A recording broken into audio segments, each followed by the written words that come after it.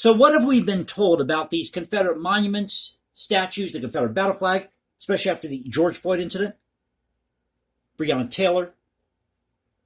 We've been told that the Confederate battle flag, these Confederate monuments, anything that has to do with anything regarding the CSA, it's all about racism, sexism, homophobia. If you own a Confederate battle flag, you want to return to Jim Crow and slavery. Well, I own a Confederate battle flag, and I don't want to return to Jim Crow and slavery. In fact, I don't know one person who owns a Confederate battle flag who does. Not a one of them has ever told me, I have this flag because I want to return to Jim Crow and slavery. Not a one of them. They've never told me that. But as it turns out, ladies and gentlemen, if you're in the market for one of these now toppled monuments or the Confederate battle flag that they want to tuck away in a museum somewhere, they're going for a pretty penny on the open market. Yes, sir, indeed. This according to Bloomberg.com. This is at their City Lab section. Let me take a sip of my coffee here. Hey, everybody. Welcome back to the channel. This is the Cultural Confederacy. It's Sunday night. And here I am again with my corncob pipe, enjoying my burley and black, drinking my Great Value Donut Shop coffee. This is my go-to coffee in the morning, at night. It especially helps me when I'm doing these videos because sometimes when you do X amount of takes on a video, your throat gets dry, scratchy. So this is the perfect companion for that. Maybe I should become a spokesperson for Great Values Donut Shop Coffee. Get a sponsor here for the channel. Some way we're going to make it to 1,000 subscribers. One day we're going to make it to 1,000 subscribers. But this is an article by Kristen Capps, first name Kriston, last name Capps, Bloomberg City Lab section. Bloomberg, are you engaging in weird odd experiments we don't know about? Calling this section the City Lab section. So it says here, the hot market for toppled Confederate statues. Artists, museums, and other groups are being to claim fallen monuments from the Jim Crow era, but for very different reasons. This article came out December 9th. In June 2021, leaders in Charlottesville, Virginia, put out an unusual offer, 2 bat statues free to a good home. The city council issued a request for proposals for statues of Confederate Generals Robert E. Lee and Thomas Stonewall Jackson, which had long been the focus of removal efforts by local activists and served as the backdrop for the deadly, here it comes folks, White Supremacist Unite the Right rally in 2017. Despite the artwork's ill repute, dozens of organizations and individuals expressed their interest in taking the disgraced monuments off the city's hands, and the city received 5 formal bids. But competition was steep, yes indeed, because the Ratcliffe Foundation, which operates a historic home in Southwest Virginia associated with Confederate General G.E.B. Stuart, offered $50,000 to Charlottesville for the pair. Yes, there's money to be made in racism, ladies and gentlemen. Absolutely. The foundation also asked Richmond for all its Confederate cast-offs. Protesters and lawmakers have removed 18 of these monuments from the Virginia capital since June 2020 in hopes of drawing tourists by relocating, restoring, and preserving these relics in their original context as statues of men who fought to uphold slavery. Well, that isn't necessarily true, because while the CSA did protect slavery, no state in the CSA was prohibited from passing a law to abolish slavery. According to the preamble in the CSA Constitution, each state in the CSA saw itself as sovereign and independent, acting in its own sovereign and independent character. They wanted a return to the original principles of the original 13 colonies, the original ideal of what this country was supposed to be, actually not a country, but a confederation of states, as agreed upon in the Articles of Confederation. That's originally how we were founded, as a confederate of states. They didn't call themselves the Confederate Slave States of America. They called themselves the Confederate States of America. But another group offered Charlottesville twice as much. The Los Angeles-based arts nonprofit Laxart, which sounds like some type of medication for constipation, bid $100,000 for both statues, with the hope of showcasing them in a major show of Black contemporary art next year. Now, wait a minute. If you believe that all these Confederate statues, monuments, the Confederate battle flag, they represent racism, sexism, homophobia, return to slavery and Jim Crow, why would you want to feature them in an all-black contemporary art exhibit next year in Los Angeles? You gotta love the pretzel logic of these people. You know what we need? We need a Confederate monument auction. Gonna hear 100,000 for this Robert E. Lee statue. Gonna hear 200,000, 250,000, 300,000, 400,000, 500,000, $1 million for this General Robert E. Lee statue. Sold for $1 million to the highest bidder. In the end, the city chose two winners. On December 7th, the Charlottesville City Council voted to donate the Lee Memorial to a local party, the Jefferson School African American Heritage Center, which plans to melt down the equestrian statue and use the bronze to build something new. Wasn't that a little hypocritical? I mean, if you believe that these statues, these monuments, are racist, sexist, homophobic, they represent Jim Crow and slavery, why would you want to use the melted down material to build a new statue? Material that was originally used to build a statue, as you claim, that pays tribute to slavery and Jim Crow. Makes no sense whatsoever. Once again, pretzel logic. The Stonewall Jackson statue is likely heading to the exhibit in LA, according to a report by the NBC affiliate in Charlottesville. Confederate monuments belong in a museum, not on a trash heap. Actually, all these monuments deserve to stay up. Either it all stays up or it all comes down. You can't erase what happened in history, folks. You just can't. And no nation on this planet is innocent when it comes to slavery or human abuses. Why aren't we demanding that you take down the American flag? I mean, look what happened to Native American tribes under the American flag. Why aren't you demanding that any statues to people who built the state of Massachusetts or the city of Boston be taken down? Boston was a major slave auction hub.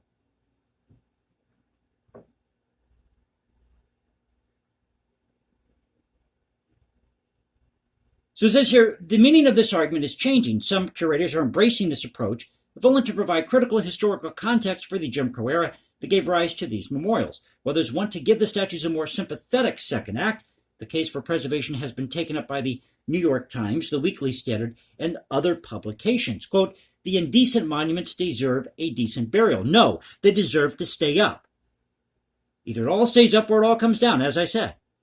This is what Christopher Knight wrote in the Los Angeles Times, that these indecent monuments deserve a decent burial.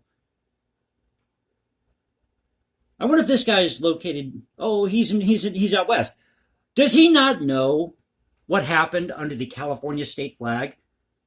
And I mentioned this way back when I first had to start talking about this issue regarding the Confederate battle flag being taken down. And you thought I was going to stop there.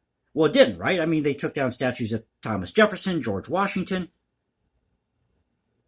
Peanut butter is racist. Yet the person who really invented peanut butter was African American, or was attributed to creating peanut butter. George Washington Carver, who is a personal hero of mine, he helped a lot of people, or he prevented a lot of people from starving. Did a lot with agriculture, helped farmers.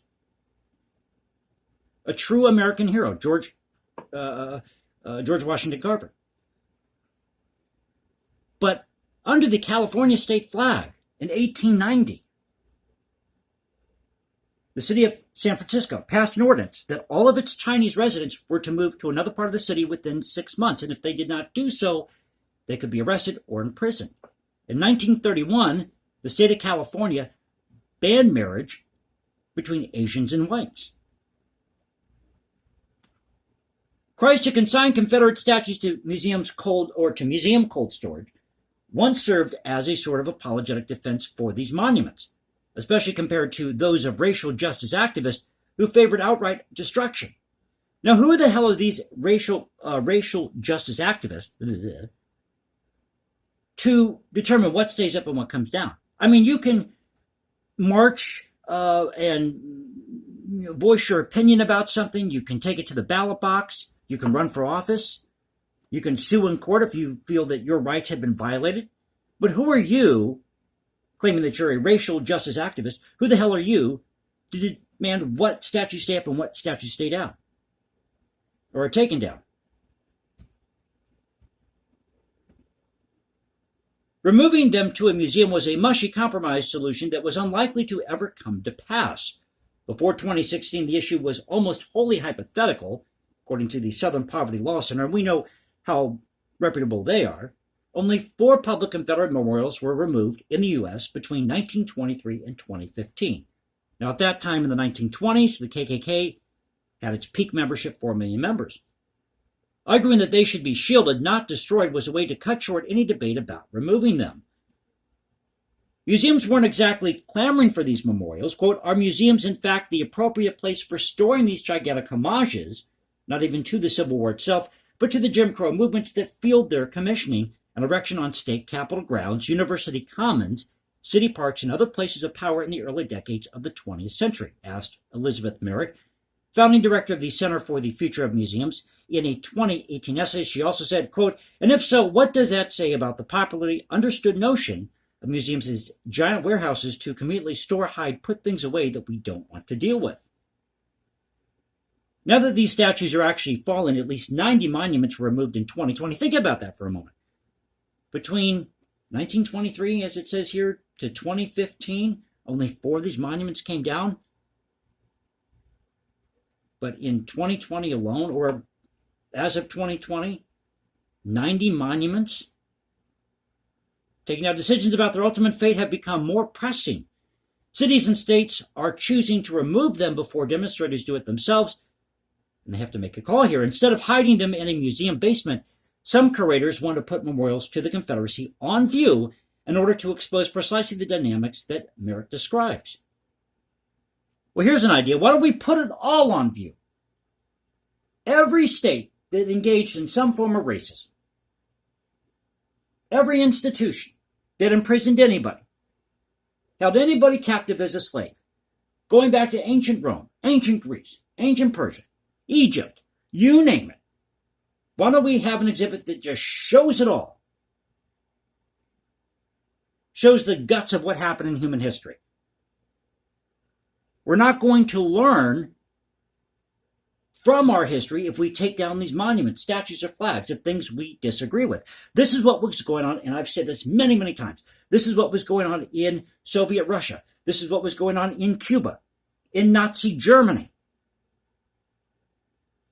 Shall I say it again? Maybe I should. They were censoring the music of Shostakovich in Russia. One of these Charlottesville bitters, Laxart, once again something that sounds like a medication for constipation, has been looking to scoop up toppled Confederate monuments for an exhibit planned for 2022 at the MoCA, Museum of Contemporary Art in Los Angeles. Now this is how bad the modern art world has become. They are dying to fill space because the art is so bad. The art is so bad in the modern art world, modern art today, that they have to resort to using Confederate monuments to fill that space. Now that's just sad, folks. That's just sad. Carol Walker, the MacArthur Award-winning artist responsible for a sensational sculpture of a sphinx styled like a mammy and made of sugar, and that's not racist, is co-curating the exhibit, along with Laxart director Hamza Walker, which actually is a man's name, no relation. The group has already secured the loan of 4 Confederate statues removed by Baltimore. This according to critic William Poundstone. Don't you love the last names of these people? Once the MoCA show closes, is that term racist? Of course, the question resurfaces. What happens next with these massive canceled statues, which the city stashed in a transportation yard since they were removed in 2017? Would Baltimore want them back? The Laxart curators are casting their net far and wide for lost cause idols. In a June letter to John Tecklenburg, mayor of Charleston, South Carolina, Hamza Walker asked for permission to borrow a statue of John C. Calhoun, the former U.S. vice president and ardent defender of slavery, who architected the nullification crisis. There's nothing wrong with nullification, by the way. That's how things get done in states. That's how you block the federal government from overstepping its power, is through the nullification process. We're seeing that now with COVID-19. And John C. Calhoun was a staunch unionist. He may have been pro-slavery because he saw slavery as beneficial for people being introduced into our society. But he was a staunch unionist who had a lot to say about the role of the federal government versus the role of the states. And he was against secession. One of the most prolific people we had in the 19th century.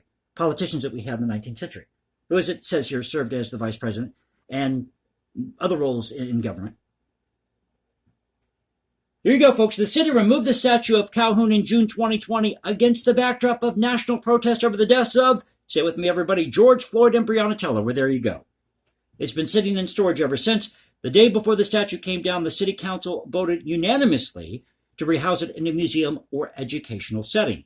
The city wanted to give it to the Charleston Museum, but the museum declined the city's offer. So once again, this is an article at Bloomberg's City Labs section.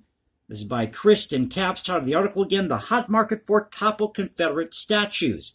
Go check this out. Thank you for being with me. If you like the video, please click that like button, subscribe, hit me up on Instagram at #JasonComposes. You can leave comments below. Now you can reach me at Twitter, Culture Confederacy at Twitter. This is the Culture Confederacy saying peace out. Stay safe, everybody. God bless this great country, and I'll catch you next time.